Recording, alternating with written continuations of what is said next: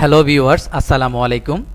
আজকে আমি নতুন আরেকটি বিষয় নিয়ে নতুন আরেকটা টপিক নিয়ে নতুন একটি ভিডিও তৈরি করেছি। তো আজকের আমার ভিডিওর বিষয়বস্তু হচ্ছে ট্যাবের ব্যবহার সম্পর্কে আজকে আমি আপনাদেরকে জানাবো। আপনারা যদি ভিডিওটা শুরু থেকে শেষ পর্যন্ত দেখে থাকেন তাহলে বুঝতে পারবেন ট্যাবের কাজগুলো কি কি। তো আমরা অনেকেই ওয়ার্ডে কাজ করে থাকি, মাইক্রোসফট অফিসে কাজ করে থাকি, কিন্তু ট্যাবের যে আমরা ট্যাব কি আছে ট্যাবের সঠিক ব্যবহারটা জানি না। না জানার কারণে আমরা অনেক কাজ আমরা সঠিকভাবে করতে পারি না। তো আজকে যদি আপনারা ভিডিওটা দেখে থাকেন তাহলে আপনারা বুঝতে পারবেন আমাদের ট্যাবের অনেকগুলো ব্যবহার আছে। সেই ব্যবহারগুলো আমি আজকে আপনাদেরকে দেখাবো, খুব ভালো করে দেখাবো, আপনারা মনোযোগ সহকারে দেখবেন। তো আমি কথা না বাড়িয়ে কাজ শুরু করছি। তো আপনারা একটু খেয়াল করবেন যে আমি আপনাদেরকে বলেছিলাম যে এখানে স্কেলের মতো, আগের ভিডিওতে আমি দেখিয়েছিলাম স্কেলের মতো যে লাইনটা আছে এটাকে বলা হয় রোলার। তো রোলারের ঠিক কর্নারে আপনারা যখন আসবেন ঠিক এখানে এল আকৃতি একটা অপশন দেখা যেতেছে, এটাই মূলত হচ্ছে আমাদের ট্যাব। তো আমি যখন এখানে মাউসের কার্সর নিয়ে রাখতেছি তখন আপনারা একটু দেখেন, খেয়াল করেন যে আমার এখানে যে এই অপশন আছে, সিম্বল আছে, এই সিম্বলটা চেঞ্জ হচ্ছে।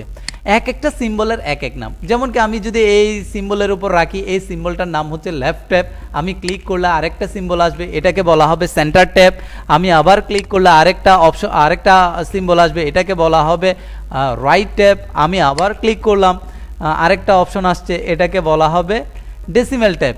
আমি আবার ক্লিক করলাম, এখানে আবার আরেকটা অপশন আসছে, এটাকে বলা হবে বার ট্যাব। তো এরকম আমাদের অনেকগুলো ট্যাবের ব্যবহার আমরা এখনও পর্যন্ত জানি না। আমরা অনেক ডকুমেন্টেশনের কাজ করি, কিন্তু ট্যাবের সঠিক ব্যবহার না জানার কারণে আমরা সঠিকভাবে কাজগুলোকে উপস্থাপন করতে পারি না। তো আপনারা এই ভিডিওটা যদি ভালো করে দেখে থাকেন তাহলে আজকে ট্যাব সম্পর্কে অনেক কিছু জানতে পারবেন। তো আমি কাজ শুরু করছি।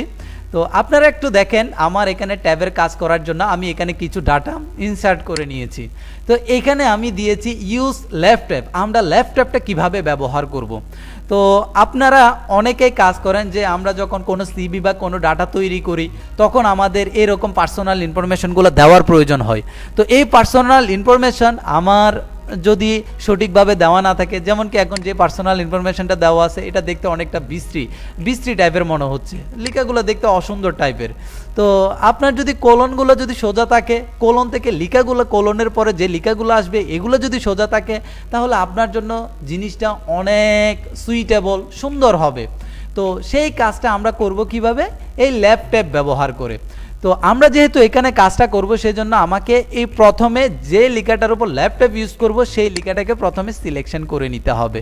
আমি দেখেন এই লেখাটাকে সিলেকশন করে নিলাম। করে নেওয়ার পর আমাকে এখানে ক্লিক করে করে লেফট ট্যাবটা নিয়ে আসতে হবে। এই যে দেখেন এটার নাম হচ্ছে লেফট ট্যাব, এই যে লেখা আসছে লেফট ট্যাব চলে আসছে। এখন আসার পর আপনারা দেখেন এই রোলারটা একটু খেয়াল করবেন। এই রোলারের ঠিক আমি চাচ্ছি আমি প্রথমে ট্যাব দিব, ট্যাব দেওয়ার সাথে সাথে কোলনটা ঠিক 2 ইঞ্চি বরাবর এখানে চলে আসবে। তো আমি 2 ইঞ্চি বরাবর একটা ক্লিক করব। ক্লিক করার সাথে সাথে দেখেন আমার লেফট ট্যাব এখানে চলে আসছে, এখানে একটা লেফট ট্যাব চলে আসছে। আসার পর আমি চাচ্ছি কোলনের পরে যে লেখাগুলো আছে, এই যে এখানে যে লেখাগুলো আছে এই লেখাগুলো ঠিক আরও কিছুটা দূরত্বে আমি বসাতে চাচ্ছি। সেজন্য আমি এটাকে সিলেক্ট করে ঠিক এই জায়গার মধ্যে আরেকটা ক্লিক করলাম। দেখেন আমার আরেকটা লেফট ট্যাব চলে আসছে।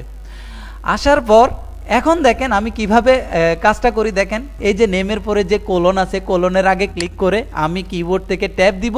দেখেন ট্যাব দেওয়ার সাথে সাথে আমার ট্যাবটা কোথায় চলে আসছে, ঠিক 2 ইঞ্চি বরাবর আমি যে ট্যাবটা দিয়েছিলাম সেখানে চলে আসছে। এবার লেখাটাকে আমি এখানে নিয়ে আসার জন্য এই বরাবর, এই ট্যাব বরাবর নিয়ে আসার জন্য আমি লেখার আগে একবার ক্লিক করে ট্যাব দিলাম। দেখেন সে এই বরাবর নিয়ে আসছে। এবার এখান থেকে আমার ম্যারিটাল স্ট্যাটাস যেটা আছে সেটাতে আমি ক্লিক করলাম, কোলনের আগে একটা ট্যাব দিলাম, সেই কোলন বরাবর করে দিয়েছে।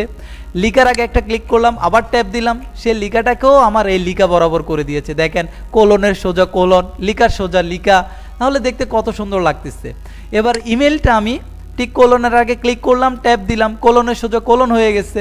এবার এখানে লিখার আগে ক্লিক করে আমি একটা ট্যাব দিলাম, তাহলে দেখেন লিখা সোজা হয়ে গেছে।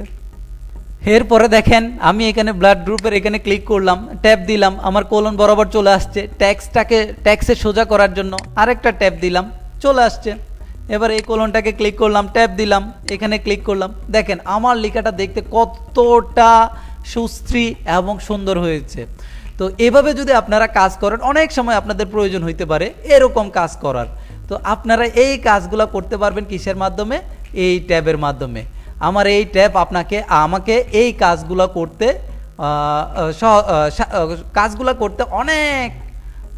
কাজগুলো অনেকটা ইজি করে দিবে। তো এই ছিল আমার ল্যাপটপের ব্যবহার। এবার দেখেন আমি সেন্টার ট্যাব কিভাবে ব্যবহার করি। তো আমি যেহেতু এই লিখার মধ্যে এগুলোর মধ্যে শুধু ল্যাপটপ দিব, সেজন্য আমি এই লিখাগুলোকে সিলেকশন করে নিয়েছিলাম। তো এখন আমি এই সেন্টার ট্যাব এই লিখার মধ্যে ইউজ করব, সেজন্য আমাকে এই লিখাগুলোকে সিলেকশন করে নিতে হবে। আপনি আগে লিখে ফেলবেন, লিখার পর আপনি সিলেকশন করে এবার সেন্টার ট্যাবের কাজটা করতে পারবেন। যেমন কি আমি এখানে লিখেছি, একটা নাম লিখলাম, তারপর পদবি লিখলাম, তারপর অ্যাড্রেস দিলাম, মোবাইল নাম্বারটা দিলাম। এই জিনিসগুলো আমাদের সচরাচর কখন প্রয়োজন হয়? যখন আমরা একটা সিভি রেডি করি। সিভি রেডি করার পর ডান পাশে আমার সেই সিগনেচার অনুসারে আমাকে বসাইতে হয়। কিন্তু সিগনেচারটা আমরা করি কিভাবে? যে আমরা এটাকে টেক্সট বক্সের মাধ্যমে বা আমরা লিখে অনেক সময়ের প্রয়োজন হয়। তো আমরা এটা ইজিলি কিভাবে করতে পারি? সেন্টার ট্যাবের মাধ্যমে করতে পারি। যেমন কি দেখেন, আমি এখানে ক্লিক করে এটাকে, এই যে এখন আমার সেন্টার ট্যাব আসছে, আমি সেন্টার ট্যাবে ক্লিক করলাম। করার পর আমি এই লেখাটাকে সিলেকশন করে নিলাম, কারণ আমি এখানে সেন্টার ট্যাব ইউজ করব। তো সিলেকশন করার পর আমার লেখাটা সাধারণত সিগনেচার থাকে কোন পাশে? ডান পাশে থাকে। আমি ডান পাশে ক্লিক করলাম, ক্লিক করে কোথায় লেখাটা আসবে সেইখানে একটা ক্লিক করলাম। আমি এই যে এই জায়গার মধ্যে আমার লেখাগুলো এই জায়গার মধ্যে থাকবে, সেজন্য আমি এই জায়গার মধ্যে একটা ক্লিক করে দিলাম।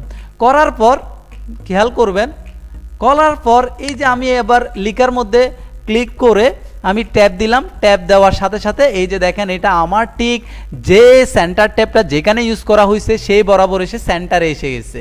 এবার আমি এখানে ক্লিক করব। ক্লিক করার সাথে সাথে দেখেন, তো আমার এখানে এই ট্যাব বরাবর যে লিখাটা আছে সেই লিখাটার মাঝখানে চলে আসছে, কারণ সেন্টার ট্যাব আমি ইউজ করতেছি। আমার ট্যাবের অবস্থান যেখানে থাকবে সেই বরাবর লিখাগুলো আসে ঠিক সেন্টারে বসবে। তো আমি ঠিক এই জায়গার মধ্যে ক্লিক করলাম, ক্লিক করে এটাকেও দিলাম, দেখেন সেই সেন্টার বরাবর বসে গেছে। এবার মোবাইল নাম্বারে ক্লিক করলাম, আমি ঠিক ক্লিক করে এটাও দেখেন আমার সেন্টার বরাবর বসে গেছে। ইজিলি আমি এখানে চাইলে সিগনেচারটা করে ফেলতে পারি। তো আমার লিখাটা একটু বড় করে দিয়েছি যাতে আপনারা দেখতে পারেন, সেজন্য আমার লিখাটাকে বড় করতে হয়েছে যাতে আপনারা খুব ভালোভাবে সেটা বুঝতে পারেন। তো এই ছিল সেন্টার ট্যাবের ব্যবহার। এরপরে দেখেন আমরা ব্যবহার করে দেখাবো রাইট ট্যাব। তো আমরা অনেক সময় আমাদের সংখ্যা নিয়ে কাজ করার প্রয়োজন হয়। তো সংখ্যা নিয়ে যখন কাজ করার প্রয়োজন হবে, তখন আমরা যে সংখ্যাগুলোকে লিখতে হয় এই সংখ্যাগুলো সাধারণত ডান পাশ থেকে সোজা থাকার প্রয়োজন হয়। তো আমার যদি সংখ্যাগুলো যদি এরকম এলোমেলো থাকে, তাহলে লেখাগুলো দেখতে বিশ্রী মনে হবে। আপনি সংখ্যার সাথে সংখ্যা যদি আপনার ঠিক না থাকে, তাহলে আপনার ডকুমেন্টেশনের যে প্রেজেন্টেশন সেটা খুব ভালোভাবে আপনি করতে পারবেন না। তো সেজন্য আমি দেখাবো কিভাবে আমরা রাইট ট্যাব ব্যবহার করব। কখন আমরা রাইট ট্যাব ব্যবহার করব? রাইট ট্যাব সাধারণত বিভিন্ন ধরনের সংখ্যা লেখার ক্ষেত্রে আমরা রাইট ট্যাব ব্যবহার করে থাকি। তো আমি প্রথমে এইটার ব্যবহার করতে গেলে আমাকে প্রথমে এই যে আমি একটা লেখা লিখলাম। রাইট ট্যাবের ব্যবহার সাধারণত আমাদের করতে হয় যখন আমাদের সংখ্যা থাকে। সংখ্যাগুলোর ক্ষেত্রে সংখ্যাগুলো সাজাতে গেলে আমাদের রাইট ট্যাব বা রাইট ইনডেন্ট বা রাইট অ্যালাইনমেন্ট আমাদের ইউজ করতে হয়। তো এখন আমরা কাজ করে দেখাবো কিভাবে আমরা রাইট ট্যাব ব্যবহার করব। তবে রাইট ট্যাব ব্যবহার করার আগে আমি এটাকে সিলেকশন করে লেফট ট্যাবে সাজিয়ে নিব। আমি এখানে দিলাম লেফট ট্যাব, নিয়ে আসলাম, ক্লিক করে লেফট ট্যাব আসছে। আসার পর আমি জাস্ট এই জায়গার মধ্যে একটা ক্লিক করলাম। দেখেন ক্লিক করার সাথে সাথে আমার এখানে একটা ট্যাব চলে আসছে। এই যে একটা লেফট ট্যাব চলে আসছে, আমি এখান থেকে আরেকটু দূরত্বে সরে আমি এখানে আরেকটা ট্যাব দিলাম, এই যে চলে আসছে।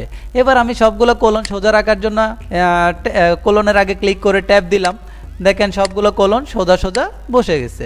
এবার বসার পর আমি সংখ্যাগুলোকে একটু দূরত্বে নিয়ে যাওয়ার জন্য এই যে দেখেন বসে গেছে। ঠিক এখানে বসানোর পর আপনারা একটু খেয়াল করেন যে আমার সংখ্যা যেগুলো আছে, এই যে সংখ্যাটা যে অ্যামাউন্টটা আমার এখানে লেখা হয়েছে সেগুলো কিন্তু লেফট অ্যালাইনমেন্টে আছে। তাহলে আমার এগুলো দেখতে, আপনার যদি টেক্সট হইতো তাহলে দেখতে সুন্দর হইতো। কিন্তু আমরা সাধারণত যে কাজটা করে থাকি সেটা হচ্ছে আমার ডান পাশ থেকে সংখ্যাগুলো সমান থাকার কথা, কিন্তু আমার এটা ডান পাশ থেকে সমান নাই। তো ডান পাশ থেকে যদি সমান করতে চাই তাহলে আমাকে আবার লেখাটাকে সিলেকশন করে নিতে হবে। করে নিয়ে আমাকে এই যে লেফট অ্যালাইনমেন্টে যে ট্যাবটা দিয়েছি এই ট্যাবটাকে আমাকে ড্রাগিং করে তুলে দিতে হবে। আমি এটাকে তুলে দিলাম। কিভাবে তুলে দিব সেটা আমরা আগে দেখিয়েছি। ট্যাবের উপর ক্লিক করে আমি যখন নিচের দিকে টান দিব সেটা উঠে যাবে। তো এখন আমাকে যে কাজটা করতে হবে, একটা রাইট অ্যালাইনমেন্ট রাইট ট্যাব নিতে হবে। তো আমি এখানে ক্লিক করে করে রাইট ট্যাব নিলাম। এই যে এটার নাম হচ্ছে রাইট ট্যাব। রাইট ট্যাব নেওয়ার পর ঠিক আমি এই যে একটু দূরত্বে আমি 4 বরাবর একটা ট্যাব সেটিং করলাম। সেটিং করার সাথে সাথে দেখেন আমার এটা এখন বাম পাশে সোজা না, ডান পাশ থেকে সোজা করে দিয়েছে। এই যে ডান পাশ থেকে সোজা করে দিয়েছে। 15,000, 5,000, 350, 550 আমাকে ডান পাশ থেকে সোজা করে দিয়েছে। তো এখানে দেখেন আমাদের আবার অনেক ক্ষেত্রে যদি আমার এরকম যদি ডেসিমেল দেওয়া থাকে, ডেসিমেল দেওয়া থাকলে আমাদের অনেক সময় আবার এই রাইট ট্যাবও কাজের ক্ষেত্রে সমস্যা দেখা দিতে পারে। যেমন কি আমার এখানে আমি দিলাম 005, এখানে দিলাম আমি একটা সংখ্যা কমাই দিলাম, তাহলে দেখা যাইতেছে একটা এদিকে আরেকটা এদিকে সবগুলো ডান পাশ থেকে সমান করে দিতেছে, কিন্তু ডেসিমেলগুলো ঠিক সমান হইতেছে না।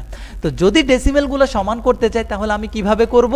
তখন আমাকে সিলেকশন করে ডেসিমেল বার নিতে হবে, অর্থাৎ ডেসিমেল ট্যাব।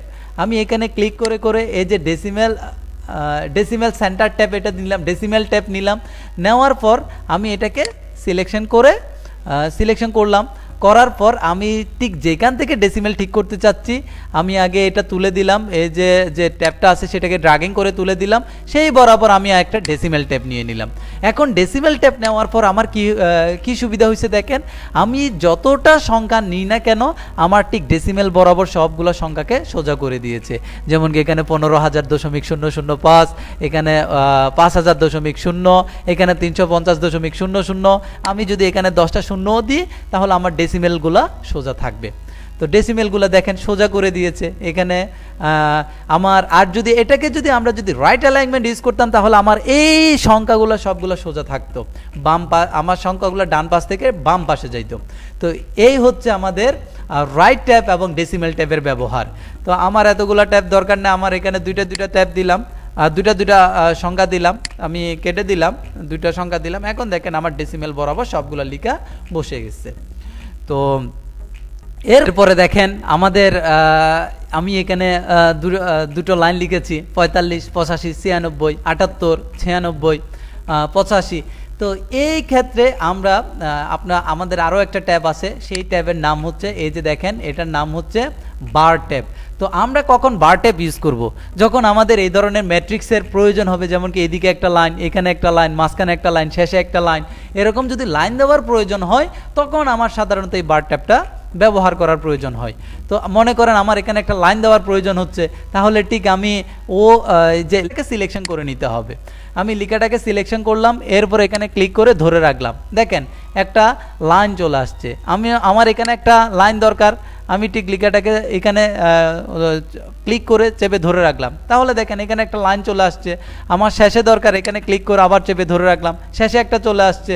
আমার এখানে দরকার, এখানে ক্লিক করে আমি একটা চেপে ধরে রাখলাম। এই যে দেখেন আমার এখানে লাইন চলে আসছে, ঠিক এখানে আসলো না, আমি আবার সিলেকশন করলাম, এখানেও যদি দেওয়ার প্রয়োজন হয় তাহলে আমি এখানে ক্লিক করে চেপে ধরে রাখবো। এই যে দেখেন এখন চলে আসছে। তো এরকম যদি আমার মাঝখানে যদি এরকম লাইন দেওয়ার প্রয়োজন হয় তখন আমরা এই বার ট্যাবটা ব্যবহার করব। এই যে বার ট্যাব, এই হচ্ছে আজকে আমাদের ট্যাবের ব্যবহার। তো আপনারা আশা করি দেখেছেন কখন আমরা কোন ট্যাব ব্যবহার করব। তো আপনারা যদি জেনে থাকেন, আজকের ভিডিওটা ভালো করে দেখে থাকেন, তাহলে বুঝতে পারবেন কোন ট্যাব আমরা কখন ব্যবহার করব, কিভাবে ব্যবহার করব, যদি ট্যাব তোলার প্রয়োজন হয় কিভাবে তুলব। তো যেটা আপনাদের জন্য ডকুমেন্টেশন বা যে কোনো ডকুমেন্ট তৈরি করার ক্ষেত্রে খুব কাজে দিবে। তো অনুরোধ থাকবে সবাই ভালো করে ভিডিওটা দেখবেন, দেখার পর যদি ভালো লেগে থাকে তাহলে আমাকে কমেন্টের মাধ্যমে জানাবেন। তো সবাই লাইক, শেয়ার, কমেন্টের মাধ্যমে পাশে থাকবেন, সাবস্ক্রাইব করবেন। তো সবাই ভালো থাকবেন, সুস্থ থাকবেন, সুন্দর থাকবেন। এই বলে আজকের মতো বিদায় নিচ্ছি। ইনশাল্লাহ দেখা হবে নেক্সট কোনো ভিডিওতে। আল্লাহ হাফেজ।